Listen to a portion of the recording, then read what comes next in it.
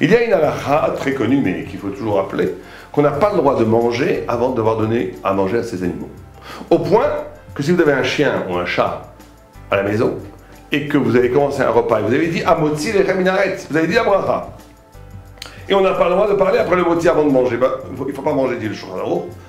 Il faut dire à votre femme ou à quelqu'un, nourris le chat ou nourris l'animal.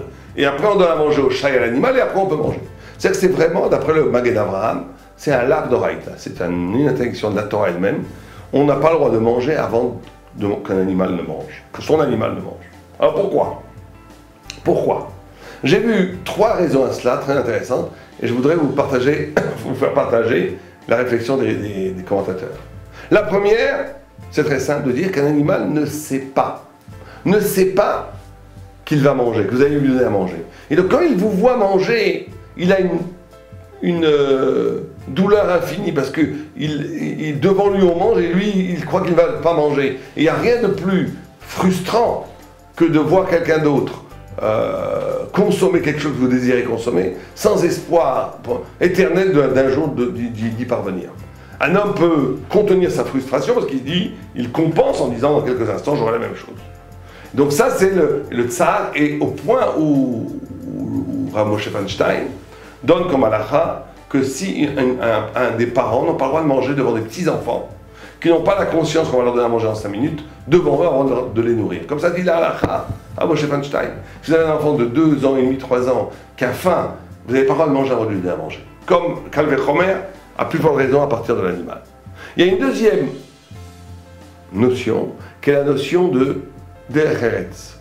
Ça veut dire que c'est une question de Alchot Seuda, Ilchot Seuda. Donc il y aurait une différence, est-ce que l'on a fait motzi ou pas motzi, d'après la première et la deuxième réponse. C'est-à-dire que c'est une façon de se comporter quand on mange. Il y a une façon de se comporter quand on mange où on donne d'abord à manger aux animaux et après soi. C'est une sorte d'élégance existentielle.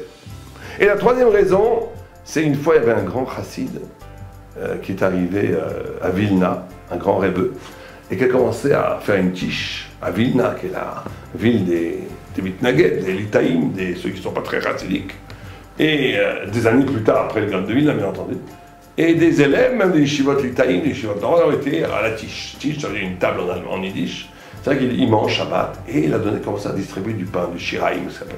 Les chassidim, les rebbe chassidim distribuent du pain. Et ils n'avaient jamais vu ça, ils ont dit que c'est ça que ça me donne pas, ils ont rigolé. Et à la fin, il a dit, si quelqu'un comprenait le secret des shiraïm, si pour quelqu'un, et c'est quoi le secret? Après on l'a dit, mais c'est quoi le secret? Je croyais que c'était un truc depuis Kabbalah. Il a dit non, le secret c'est que quand on mange, il faut savoir donner aux autres. C'est-à-dire que ce qui différencie l'animalité de l'homme, c'est qu'au cœur même du désir, au cœur même de l'appétit, un homme est capable de donner aux autres. Et donc en donnant à manger à un animal, avant de prendre en donnant les shiraïm si vous préférez, c'est que si on ne le fait pas, on se met à la même niveau que l'animalité. Il faut faire très attention à l'existence.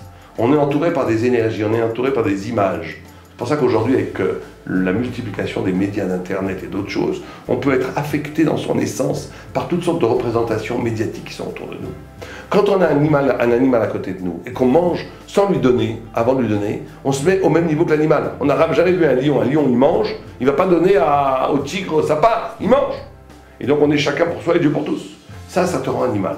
Donc on dit attention. Avant de manger, donne un animal.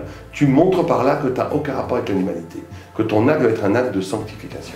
Et donc c'est pareil dans toutes choses. Quand on commence un repas, quand on commence une activité biologique qui est liée au désir, manger, boire, toute chose qui est biologique, il faut faire un acte avant qui te différencie de l'animalité. Sinon, l'existence est une suite entrecoupée. À un moment, je suis un animal, je mange comme un loin. 2 minutes après, je prie, je suis spirituel. Je passe de la bête à l'ange. Le juif n'est pas celui qui passe entre la bête et l'ange. Le juif est celui qui est capable de faire le trait d'union entre la bête et l'ange pour faire l'homme parfait. Et l'homme parfait est celui qui, au cœur même du désir animal, est capable de faire un acte éthique, un acte moral.